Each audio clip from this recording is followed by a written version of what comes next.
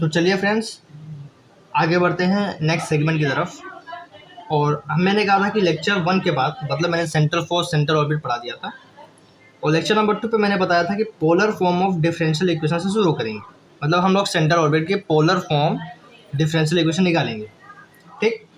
But उससे पहले देखो, मैंने यहाँ पे एक चीज़ रखी है, और वो ये है कि एंगुलर मोमेंटम आपको यहाँ पे समझना है, ठीक। तो छोटा सा ये यहाँ पे है, अब बस आपको ये याद कर लेना है कि व्हाट इज़ एंगुलर मोमेंटम। तो इसको बेसिकली हम यहाँ पे जे से डिनोट कर लेते हैं। ले सपोज इसका जो रिप्रेजेंटेशन है वो जे वेक्टर है, ये भी वेक्टर क्वांटिटी ही है। तो एंगुलर मोमेंटम होता क्या है? एंगुलर मोमेंटम होता है r² d theta by dt, ठीक। ये इसका फॉर्मूला होता है। तो बस आपको ये याद करना है कि एंगुलर मोमेंटम होता क्या है। r² d theta by dt is called the angular momentum about the pole A of a particle of unit mass moving in a plane curve, ठीक। This is angular momentum. अब एक चीज़ और यहाँ पे देखनी पड़ेगी, मैं एक्स्ट्रा पॉइंट लिखवा रहा हूँ, ठीक है। मुझे भी ऐसा हाल ही में अचानक से याद आ गया है। तो वो पॉइंट ये है कि ये जो एंगुलर मोमेंटम अभी आपने ये डेफिनेशन पढ़ी है कि एंगुलर मोमेंटम होता है r² d theta by dt, ठीक। तो ये जो एंगुलर मोमेंटम है, the angular momentum of a particle बोल सकते हैं यहाँ पे। Angular momentum of a particle is constant. ये जो एंगुलर मोमेंटम ऑफ पार्टिकल है वो कांस्टेंट होगा, that is r² d theta by dt is constant. ये कांस्टेंट होगा, ठीक है। अगर ये कांस्टेंट होगा, ठीक है, क्योंकि ये कांस्टेंट है एंगुलर मोमेंटम, देयरफॉर कहाँ पे? सेंट्रल ऑर्बिट में। Therefore in central orbit the angular momentum, जल्दीबाजी में मैं लिखवा रहा हूँ तो राइटिंग पे आप मत जाइएगा। Therefore in central orbit the angular momentum is conserve. चूँकि कांस्टेंट है तो सेंट्रल ऑर्बिट में ये जो एंगुलर मोमेंटम है वो क्या होगा? कंजर्व्ड होगा। बस ये याद कर लीजिए। अभी ये जितना भी मैंने लिखा है इसको आप याद भी कर लीजिएंगे तो चलेगा। हालांकि अगर क्वेश्चन में एंगुलर मोमेंटम का यूज होगा तो बाद में देखेंगे। फिलहाल ये एक छोटा सा टॉपिक था जो मैंने यहाँ पे बुक्स वगैरह में देखा था, तो मैं सोचा कि लिखवा देता हूँ। और फिर मुझे एक ये वाला पॉइंट भी याद आ गया तो मैंने इसको भी एक्स्ट्रा लिखवा दिया। हालांकि इंपॉर्टेंट आपके लिए बस इतना ही है, ठीक। इसको मैंने एक्स्ट्रा बता दिया है कि जो पार्टिकल है उसका एंगुलर मोमेंटम कांस्टेंट होगा, यानी r² d theta by dt constant होगा। इसीलिए सेंट्रल ऑर्बिट में एंगुलर मोमेंटम हमेशा क्या होगा? कंजर्व होगा। इज ऑलवेज कंजर्व लिखिए, इज ऑलवेज कंजर्व, ठीक। अब बढ़ते हैं अपने टॉपिक पे, polar form of differential equation. So let's start. Polar form of differential equation, ठीक।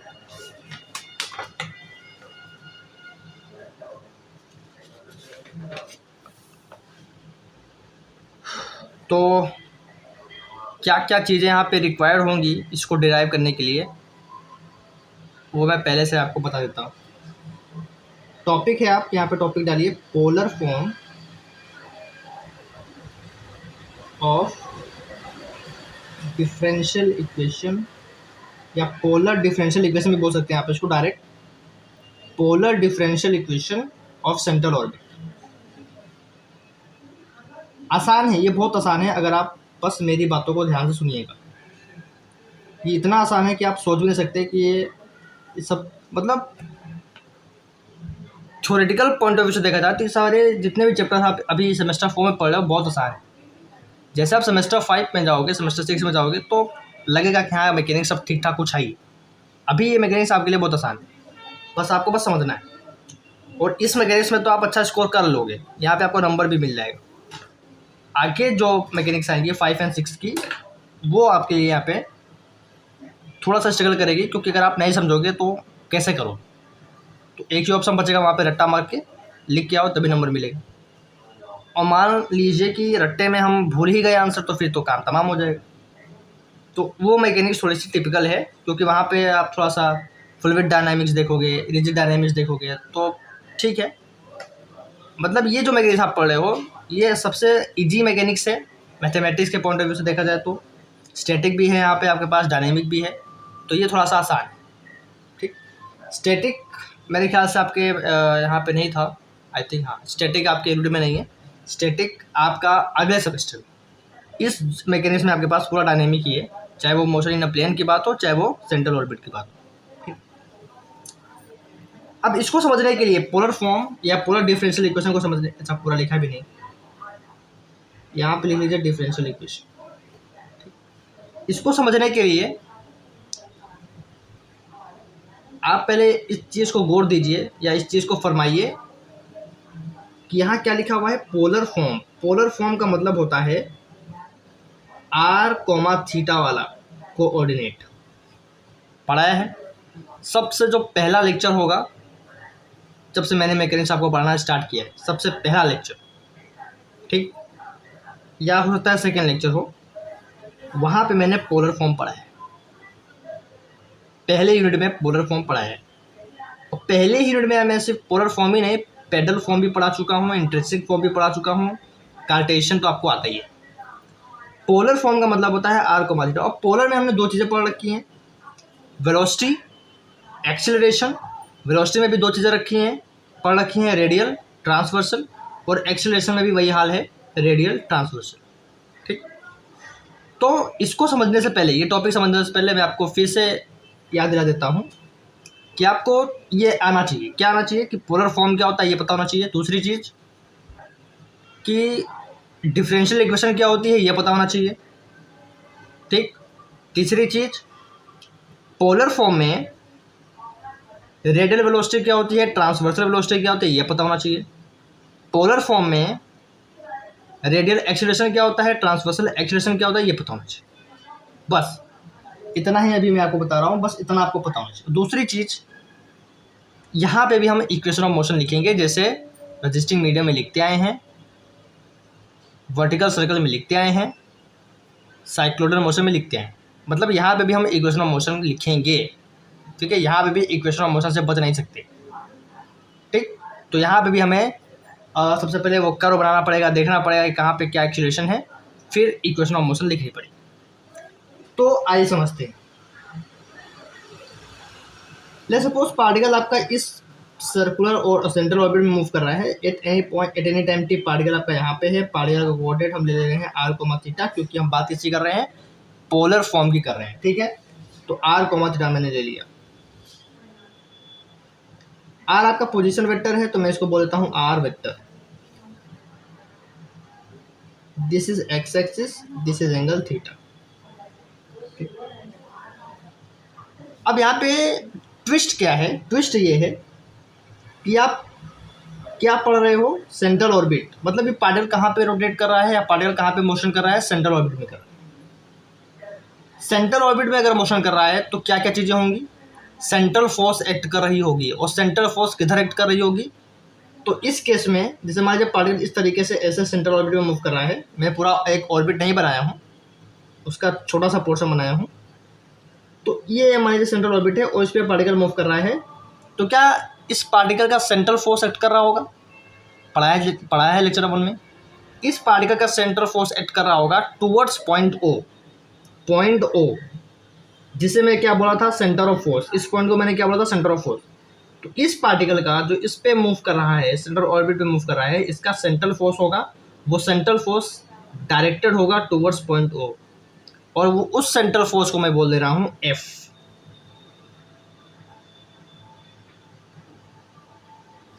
ठीक, किधर डायरेक्टेड है, इधर। चलिए, इस पॉइंट पे रेडियल एक्सीलरेशन किधर होगा, इस डायरेक्शन में होगा, क्योंकि ये रेडियल डायरेक्शन है, तो रेडियल एक्सीलरेशन भी किधर होगा, इधर।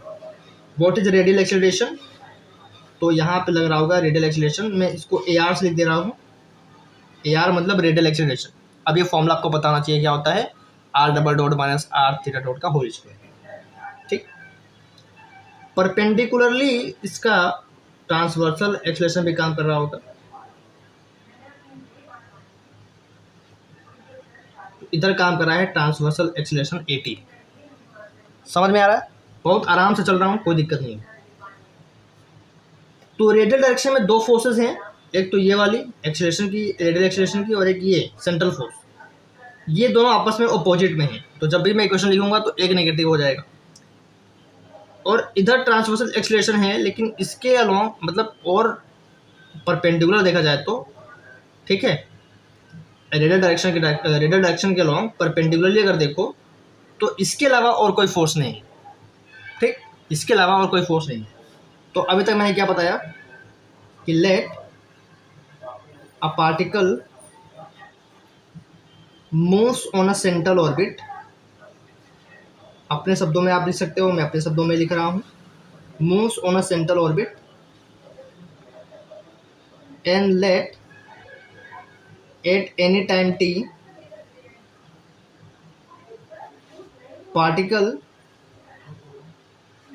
अब देखो मैं इस जो भी लिख रहा हूँ लैंग्वेज, इसको मैं बढ़ा भी सकता हूँ।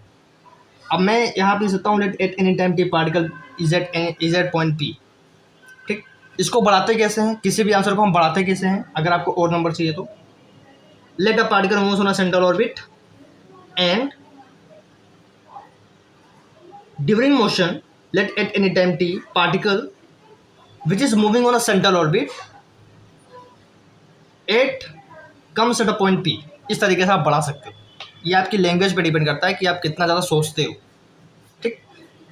लेकिन अगर आपके पास टाइम नहीं है तो आपको कम शब्दों में भी लिख लेना चाहिए, ठीक। बस आपको सॉल्यूशन अच्छे से करना है, लैंग्वेज से यहाँ पे मैटर नहीं करता है। सब कुछ टाइम पे डिपेंड करता है, कितना अच्छा आपका टाइम, आप कितना अच्छा टाइम यहाँ पे कंज्यूम करते हैं और उसका यूज़ करते हैं, और फिर आप उस हिसाब से अपने आंसर को रिप्रेजेंट करते हैं, ठीक। Let at any time T particle be at P, मैं डायरेक्ट लिख रहा हूँ पार्टिकल बी एट पी, जिसे कोऑर्डिनेट है आर थीटा, ठीक। इतना लिख दिया मैंने। अब लेट कर रहा हूं कि M F R with the magnitude, F क्या यहाँ पे सेंट्रल फोर्स है, विद द मैग्नीट्यूड, और एम मतलब पार्टिकल का mass, with the magnitude of the central force, of the central force which is towards O, which is towards fixed O, which is toward fixed point O, which is toward fixed point O.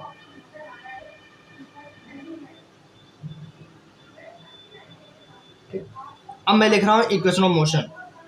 So equation of motion, सबसे पहले मैं लेता हूँ radial direction. तो radial direction के long equation of motion क्या होगी, तो दो फोर्सेस एक्ट कर रही हैं रेडियल डायरेक्शन के लॉन्ग, एक है रेडियल एक्सेलरेशन और एक है सेंट्रल फोर्स। तो एक है रेडियल एक्सेलरेशन, अगर पार्टिकल का मास m है, और ठीक है, तो उसका रेडियल एक्सेलरेशन क्या होता है, r double dot minus r theta dot का स्क्वायर, ये होता है। और दूसरा है central force. Central force opposite direction में, देखो सेंट्रल फोर्स आपका अपोजिट डायरेक्शन में है, तो नेगेटिव में ले लेता हूँ, माइनस एम एफ, ठीक, माइनस एम एफ। तो पहले तो एम एम कैंसिल कर दो, वैसे भी कैंसिल हो जाता, तो मैं डायरेक्टली ये भी ले सकता था ऐसे, पर ठीक है, पार्टिकल का मास m है तो मैं यहाँ पे मल्टीप्लाई कर दिया। क्यों, क्योंकि फोर्स ma के बराबर होता है, तो m यहाँ पे मल्टीप्लाई कर दिया था, इस वजह से। मिला क्या है, मिला ये है कि r double dot minus r theta dot का स्क्वायर माइनस ऑफ f के बराबर। इसको मान लीजिए फ्रेंड्स आप इक्वेशन नंबर 1, ठीक। अब मैं बात करता हूँ परपेंडिकुलर डायरेक्शन की, एंड दिख रहा है, ठीक है दिख रहा है, equation of motion along perpendicular.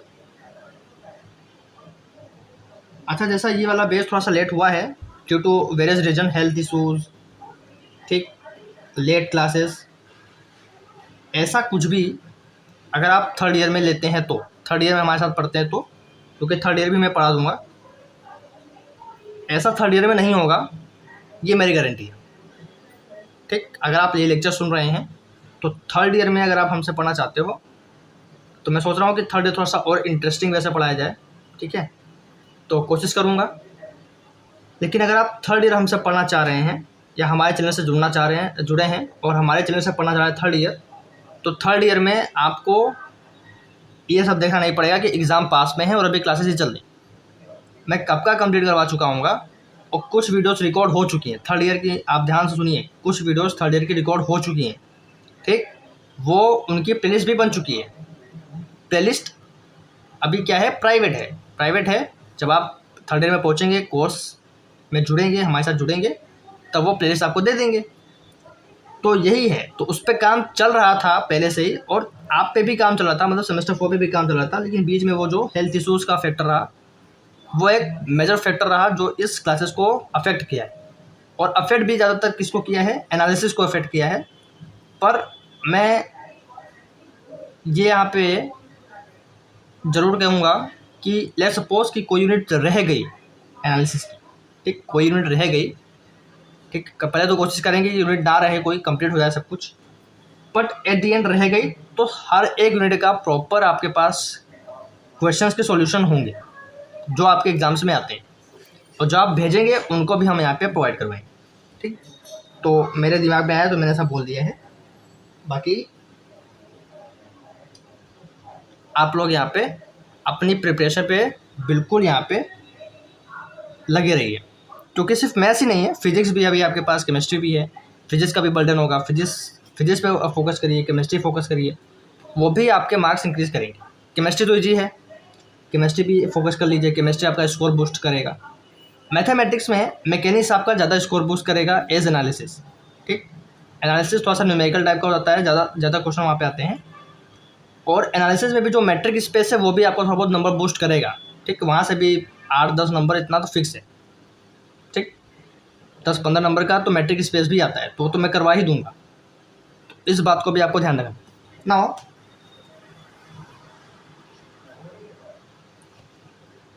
Radial direction की इक्वेशन ऑफ मोशन अभी मैंने लिखी है। अब परपेंडिकुलर की बात करते हैं, along perpendicular direction. Sorry for the conversation जो भी हुई है उससे आपका टाइम गया होगा, तो मैं अपोलाइज करता हूँ, सॉरी बोलता हूँ, ठीक है। बड़ा भाई समझ के आप माफ भी कर सकते हैं। तो equation of motion perpendicular to the radial direction, तो परपेंडिकुलर डायरेक्शन में बोल दे रहा हूँ, इसको आप पूरा लिख सकते हो perpendicular to the radial direction. अब मैं खुद इतना बिजी हूँ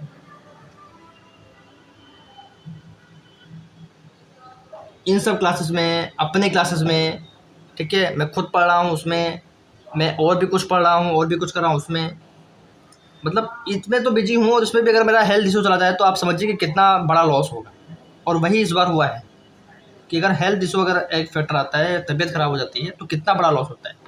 आपका लॉस हुआ, मेरा लॉस हुआ, मेरा तो ज़्यादा लॉस हुआ, आपका तो फिर भी एनालिसिस का लॉस हो रहा है अभी जहाँ तक मुझे दिख रहा है। तो मैकेनिक्स तो कंप्लीट हो जाएगा, एनालिसिस का ही लॉस है। तो सोचिए कि कितना बड़ा लॉस हो जाता है अगर एक बार तबीयत ख़राब हो जाती है किसी की, इंसान की, तो कितना बड़ा लॉस होता है। इसलिए मैं भी आप लोगों को कहूँगा कि अगर आप फर्दर किसी एग्ज़ाम की तैयारी करते हैं या आप आगे स्टडी कर रहे हैं, तो भाई हेल्थ इश्यूज़ मत होने दीजिएगा। हेल्थ अपनी परफेक्ट रखिए, ठीक, हेल्थ अपनी परफेक्ट रखिए, एडवाइस दे रहा हूँ, क्योंकि अभी पता नहीं चलता है, जब आप बीमार पड़ते हैं तब आपको रियलाइज़ होता है कि हाँ, कि ये बहुत ज़्यादा टाइम वेस्ट करता है।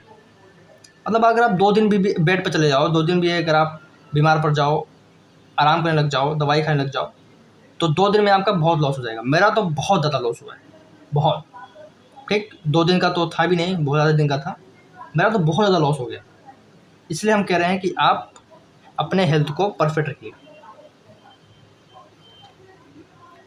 Equation of motion along radial direction ये है। Equation of motion perpendicular radial direction क्या होगी, तो परपेंडिकुलर डायरेक्शन में आपके पास क्या है, ट्रांसवर्सल एक्सीलरेशन है। तो कोई बताएगा ट्रांसवर्सल एक्सीलरेशन का फॉर्मूला क्या होता है? ट्रांसवर्सल एक्सीलरेशन का फॉर्मूला आपको याद है, ये होता है 1/r d/dt r² theta dot. याद आया? और अगर पार्टिकल का मास m है पार्टिकल का मास m है, ठीक, तो ये हो जाएगा m1/r/dt r² थीटा डॉट। और परपेंडिकुलर अगर आप देखो, ये है रेडियल डायरेक्शन, परपेंडिकुलर डायरेक्शन ये है, तो रेडियल में तो ठीक है, एक तो ये वाला था और एक ये वाला फोर्स था, लेकिन परपेंडिकुलर में सिर्फ यही दिख रहा है और कोई फोर्स भी नहीं है। तो अब यहाँ पे आप लिख सकते हो राइट हैंड पे 0। समझ में आ रहा है? यहाँ से हमें ये मिल जाएगा कि जो d/dt है r² थीटा डॉट वो 0 के बराबर हो जाएगा। ऐसा क्यों मैंने लिखा? ये 1/r m कहाँ गए? तो देखो पहली चीज़ तो ये कि ये पूरी पूरी क्वांटिटी आपकी 0 बराबर है। अब पार्टिकल का मास तो 0 तो हो सकता नहीं है, पार्टिकल का मास कुछ ना कुछ तो होगा ही, निग्लिजिबल तो बोल भी नहीं रहे हैं हम लोग, ठीक है, स्टार्टिंग से, तो इसका मास कुछ ना कुछ तो होगा। तो since m doesn't equal to 0, mass तो 0 नहीं हो सकता। अब 1/r भी एक डिस्टेंस है, ये भी 0 नहीं हो सकता। तो 0 किसको होना पड़ेगा? इस पूरे क्वांटिटी को 0 होना पड़ेगा। d/dt r² theta dot will be 0। ये होता है आपका एक्सप्लेनेशन। अगर आपसे कोई पूछे कि सिर्फ यही क्यों हुआ है, तो आप ये नहीं बोलेंगे कि ये m इधर जाएगा 0 हो जाएगा, 1/r इधर जाएगा 0 हो जाएगा। ये होता है एक्सप्लेनेशन, ये होता है एक प्रॉपर पढ़ने का तरीका, और ये होता है एक अच्छा आंसर किसी स्टूडेंट के थ्रू कोई पूछेगा। यहाँ m 0 नहीं हो सकता है, 1/r 0 नहीं हो सकता है, उसका रीजन है therefore d/dt of r² theta dot ही 0 होगा। समझ में आया? ठीक है। अब अगर देखो कि अगर मैं इसको इंटीग्रेट कर दूं, इस पूरे क्वांटिटी को मैं इंटीग्रेट कर दूं, जो भी यहाँ पे लिखा है मैंने, तो अगर मैं इधर इंटीग्रेट करूँगा तो यहाँ पे इंटीग्रेशन भी हो रहा है, इंटीग्रेशन भी कर दूंगा, और यहाँ पे डिफरेंशिएशन पहले से ही है, तो दोनों इन्वर्स प्रोसेस हैं। अभी बताया था पिछले वाले लेक्चर्स में, ठीक, जब मैं कॉन्स्टेंट मोशन पढ़ा रहा था, तो इन्वर्स प्रोसेस है। तो यहाँ तो बचेगा सिर्फ r² थीटा डॉट, और यहाँ पे आप इंडिकेट करोगे तो कांस्टेंट का इंडिकेशन हो रहा है, ठीक, मतलब 0 का इंडिकेशन आप कर रहे हो, तो यहाँ पे कांस्टेंट बच जाएगा। तो जो कांस्टेंट मैं यहाँ पे इंट्रोड्यूस करूँगा वो होगा h, ठीक। तो नेक्स्ट पेज पे लिखते हैं, तो लेफ्ट हैंड साइड बचेगा r² theta dot r² theta dot h, ठीक, वेयर h इज कांस्टेंट। कैसे हुआ? जब हमने इंटीग्रेट किया। अब यहाँ से d θ/dt which is theta dot, इस थीटा डॉट को मैंने d θ/dt में चेंज किया और r² को इधर भेजा, तो ये हो गया h/r²। अब मुझे कोई बताएगा कि ये क्या है? This is angular velocity. d θ/dt होता क्या है? एंगुलर वेलोसिटी होता है। तो ये होता है एंगुलर वेलोसिटी। तो एक तो इक्वेशन 1 आई थी जो आपकी क्या थी, ये वाले इक्वेशन नंबर 1। अब देखो इक्वेशन 2 से हम तो हमें ये मिल रहा है जो भी हमने लिखवाया है। इक्वेशन 1 हमारे यहीं पे आके रुक गया है। अब इक्वेशन 1 का हम आगे यूज़ करेंगे कैसे? सबसे पहले तो हम लोग यहाँ पे निकालेंगे r डबल डॉट। अभी मैंने r डबल डॉट नहीं निकाला, मतलब d2r/dt² नहीं निकाला। तो d2r/dt² निकलेगा भी कैसे? जब हम r डॉट निकाल लेंगे, फिर r डॉट को दोबारा डिफ्रेंशिएट करेंगे, तब जाके r डबल डॉट मिलेगा। यहाँ पे r है तो कोई फ़र्क नहीं पड़ेगा। यहाँ पे थीटा डॉट यहाँ पे लिखा हुआ है, तो थीटा डॉट तो भी निकाल लिया, थीटा डॉट तो भी निकाल लिया, यही तो होता है थीटा डॉट। तो एक चीज़ तो निकाल लिए हैं जो इक्वेशन 1 में चाहिए। अब एक चीज़ और चाहिए, r डबल डॉट, f तो f ही रहेगा। अब एक और चीज़ चाहिए r डबल डॉट। जब ये निकाल लेंगे तो हम इन सभी चीज़ों का यूज़ करेंगे इस वाले इक्वेशन में और निकालेंगे अपनी डिफरेंशियल इक्वेशन, ठीक, जो हम चाह रहे हैं, जो हम अभी पढ़ रहे हैं, जो हमें डिफरेंशियल इक्वेशन चाहिए पोलर फॉर्म में, वो सेंट्रल ऑर्बिट की डिफरेंशियल इक्वेशन निकल जाएगी जब हम थीटा डॉट की वैल्यू और r डबल डॉट की वैल्यू उसमें पुट कर देंगे और उसको सॉल्व करेंगे। ठीक है, समझ में आ गया? अब आपको समझ में आ गया हो। So this is theta dot. अब ये जो इक्वेशन 2 है कैन बी रिटन एज, इसको मैं थोड़ा सा और अलग तरीके से लिखना चाहता हूं, और वो है ये वाला कि थीटा डॉट जो h/r² है, इसको मैंने लिख दिया h/u²। अब कोई बोलेगा ये कैसे लिख दिया? 1/r² गायब हो गया? नहीं, गायब नहीं हुआ है। एक्चुअली मैंने थोड़ा सा इसको सिंपल किया है, थीटा डॉट को मैंने HU² में कन्वर्ट किया है।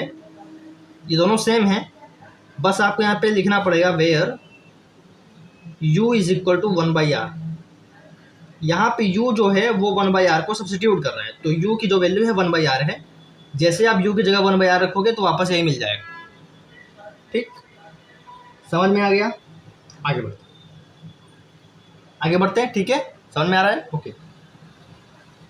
सो अब U 1/r है, U को 1/r मैंने लेट किया है, तो अब मैं यहाँ पे लेट करता हूँ कि R आपका क्या है, 1/u। अगर U 1/r है तो R क्या होगा, 1/u होगा, सबको पता है। मतलब इसको उधर ले गए, इसको उधर ले गए। अगर U की वैल्यू 1/r मैंने मानी है तो R की वैल्यू क्या 1/u नहीं हो सकती? हो सकती है। तो नाउ लेट कर लो कि R is equal to 1/u। तो अब इसी R की मदद से मैं R डॉट निकालूंगा, और जब R डॉट निकल जाएगा तो R डबल डॉट निकाल लूंगा, और जब R डबल डॉट निकल जाएगा तो थीटा डॉट तो निकल ही चुका है, R डबल डॉट इसकी वजह से निकल जाएगा। इसको सॉल्व करेंगे तो डिफरेंशिएट करते करते सारी वैल्यूज को इक्वेशन में पुट कर देंगे और अपना आंसर निकाल लेंगे। समझ में आ गया कैसे आता है, कैसे कर रहे हैं, कैसा करना चाह रहे हैं, क्या अप्रोच है हमारी? ठीक, तो R को मैंने 1/u माना है। अब इसको एक बार डिफरेंशिएट करूंगा तो R डॉट की वैल्यू आएगी, दोबारा डिफरेंशिएट करूंगा तो R डबल डॉट की वैल्यू आएगी। तो सबसे पहले तो निकालना पड़ेगा R डॉट। तो दिस इज इम्प्लाइज है कि जो R डॉट होगा विच इज dr/dt क्या आएगा, इसको डिफरेंशिएट करो। किसके रेस्पेक्ट में डिफरेंशिएट? अच्छा, R डॉट का मतलब मैंने आपको पढ़ाया है प्राइम नोटेशन, मैंने आपको पढ़ाया है प्राइम नोटेशन, मैंने आपको पढ़ाया है डॉट नोटेशन, सब ये पूरी मैकेनिक्स की सीरीज स्टार्ट करने से पहले ही मैंने सब आपको पढ़ा दिया था। एक होता है लेबनिज नोटेशन,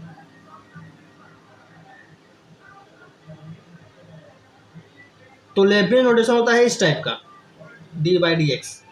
ठीक, डॉट नोटेशन ये है जो भी मैं यहाँ पे लिखा है। डॉट नोटेशन का फर्क इतना है कि यहाँ पे d/dt होता है, नीचे क्या होता है, t होता है टाइम, और प्राइम क्या होता है, ये इस टाइप का। ठीक, समझ में आ गया? समझ में आ गया? प्राइम नोटेशन यहाँ पे वाई प्राइम होता है, जिसे आप डैश बोलते हैं, वाई प्राइम होता है, इसको बोलते हैं।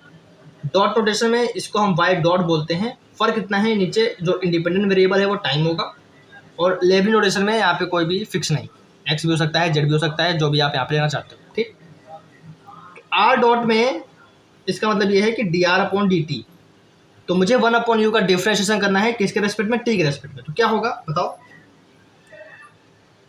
u की पावर -1 हो जाएगा, तो ये हो जाएगा माइनस का 1/u², और u का t के रेस्पेक्ट में डिफरेंशिएशन दोबारा करेंगे, du/dt। समझ में आ गया? बहुत आसान था, समझ में आया कि नहीं? ठीक, simple mathematics. So r dot is equal to minus का 1/u²। अब इसको मैं चेंज करना चाह रहा हूँ, कैसे? देखो ऐसे, यहाँ पे मैंने dθ/dt निकाला है, मैं इसका यूज़ करना चाहता हूँ। ठीक है, ये जो dθ/dt निकाला है इसका मैं इसमें यूज़ करना चाहता हूँ, कहाँ पे, du/dt में। तो ऐसे तो हम यूज़ नहीं कर सकते क्योंकि यहाँ पे मुझे dθ/dt नहीं दिख रहा है, बट अगर मैं थोड़ा सा चेंज करना चाहूँ तो dθ/dt को इंट्रोड्यूस कर सकता हूँ। कैसे? ऐसे कि dθ को ऊपर नीचे मल्टीप्लाई कर दो। ठीक, इस तरीके से। तो देखो dθ कैंसिल हो जाएगा, फर्क नहीं पड़ेगा। लेकिन अब देखो यहाँ पे dθ/dt आ गया है, और इस dθ/dt की जगह मैं ऊपर जो क्वेश्चन 2 में लिखा है h/r² लिख सकता हूँ। क्लियर हुआ सबको? ठीक है, आगे बढ़ते हैं। तो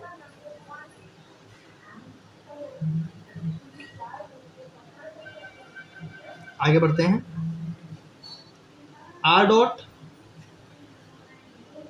अब देखो 1/u क्या है, r है, 1/u क्या है, r है, तो 1/u² क्या होगा, r² होगा, और यहाँ पे माइनस है तो माइनस का r²। dθ/dt की जगह मैं क्या लिखूंगा, HU²। तो आई थिंक कुछ गलती हो गई यहाँ पे,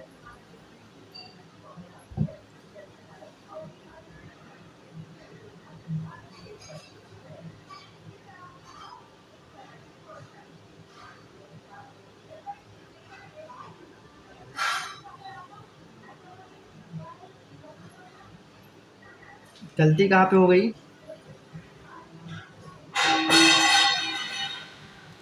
या एक काम करते हैं, D theta upon D T की जो वैल्यू है फिलहाल एच यू स्क्वायर नहीं पुट करते हैं, क्योंकि यहाँ पे देखो आर स्क्वायर है, तो मैं अभी एच को इंट्रोड्यूस नहीं करना चाह रहा हूँ, ठीक है, एच को हम बाद में इंट्रोड्यूस करते हैं। फिलहाल D theta upon D T को ऐसे लिखते हैं। कभी कभी हमसे भी यहाँ पे भूल हो जाती है कि क्या करना है, ह्यूमन माइंड है। तो मैं अभी क्या करता हूँ कि आर डॉट आ गया है यहाँ पे माइनस आर स्क्वायर। अच्छा देखो आप क्या कर सकते हैं, देखो यहाँ पे, हाँ, आर स्क्वायर थीटा डॉट किसके बराबर था, एच के बराबर। इसको नोटिस करो, R square theta dot H के बराबर था। इसका मतलब ये है कि R square D theta by D T किसके बराबर था, एच के बराबर। तो यहाँ पे आर स्क्वायर डी थीटा बॉन्ड डी टी जगह एच यूज कर सकता हूँ, कर लिया, और यहाँ पे D U by D theta as it is. समझ में आ गया। तो चलो आर डॉट की वैल्यू तो ये आ गई, ठीक। अब इसको मैं एक बार और डिफ्रेंशिएट करता हूँ और आर डबल डॉट निकालता हूँ, ठीक। आओ फटाफट कर लेता हूँ। Also differentiating with respect to T again we get, फटाफट आप भी डिफ्रेंशिएट करो, मैं भी डिफ्रेंशिएट कर रहा हूँ, गलती किसी से नहीं होनी चाहिए। तो आर डॉट का दोबारा डिफ्रेंशिएशन आर डबल डॉट हो जाएगा, ठीक। एस तो कांस्टेंट की तरह ऐड कर रहा है, तो माइनस एस को पहले से बाहर ले रहे हैं, तो डिफ्रेंशिएशन किसका होगा, सिर्फ D U by D theta का होगा। और किसके रेस्पेक्ट में हो रहा है, टी के रेस्पेक्ट में, ध्यान देना। Okay, R double dot minus is equal to minus H. इसका एक बार और डिफ्रेंशिएशन करोगे तो क्या आएगा, D two U upon D theta square, ठीक। और यहाँ पे थीटा है तो D theta upon D T यहाँ पे हो जाएगा, ठीक है। तो R double dot is equal to minus H D two U by D theta square, और अब D theta upon D T की जगह मैं क्या यूज़ करूँगा, H U square, H U square. तो मिलेगा क्या, R double dot is equal to minus H square U square D two U upon D theta square. समझ में आया। तो मुझे आर डबल डॉट भी मिल गया। इसको 4 मान ले लो, इसको मान लो 3, ठीक। तो मुझे आर डबल डॉट भी मिल गया। अब इन सारी वैल्यूज को मैं यहाँ पे इक्वेशन 1 में यूज करूँगा। तो from equation 1 we get, so we are writing in next page, from equation 1 we get. अब हमारा देखो पोलर डिफरेंशियल इक्वेशन निकल रहा है सेंट्रल ऑर्बिट का, बस अब निकल ही जाएगा, बस सॉल्व करना है, सारी वैल्यूज पुट करनी है। तो आर डबल डॉट क्या था, एक मिनट, ये था R double dot minus R theta dot का स्क्वायर बराबर एफ। सबसे पहले मैं आर डबल डॉट की वैल्यू पुट करूंगा, विच इज दिस, माइनस का H square U square D two U upon D theta square,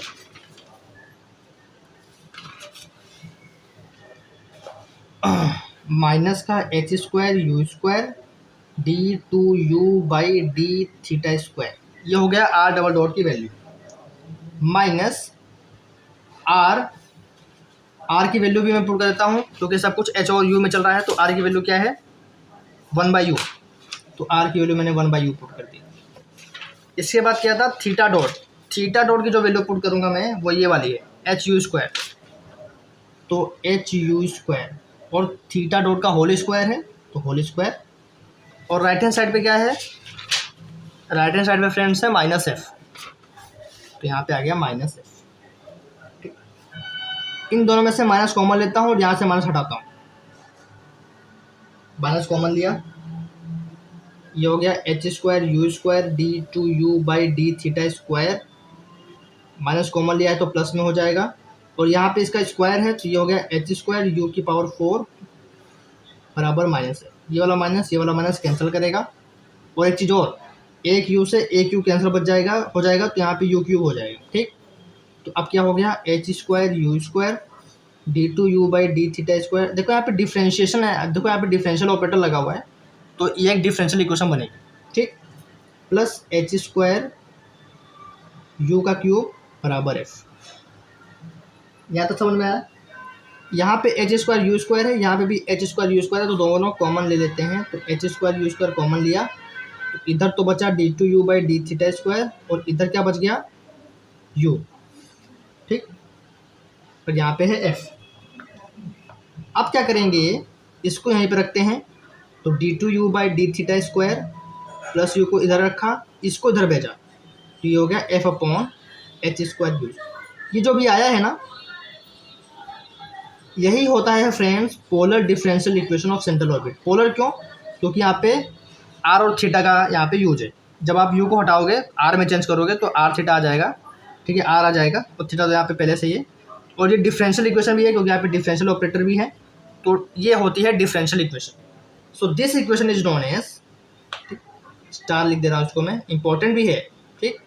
इसका हम यहाँ पे डायरेक्ट यूज कर सकते हैं न्यूमेरिकल में। जिसको ये वाली इक्वेशन याद है, पोलर डिफरेंशियल इक्वेशन, वो सेंट्रल ऑर्बिट के न्यूमेरिकल में डायरेक्ट यूज कर सकता है, ठीक। तो आप इसको याद कर लेना।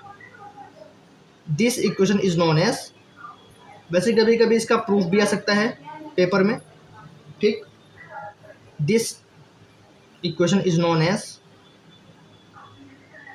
बाकी मैंने डेरिवेशन करवा दिया है, ये आपका आप पे डिपेंड करता है कि आप कितना समझे हैं, ठीक, कितना समझे हैं और कितने अच्छे से आपने इस लेक्चर को देखा है, ठीक। This equation is known as the polar form या polar differential equation, polar differential equation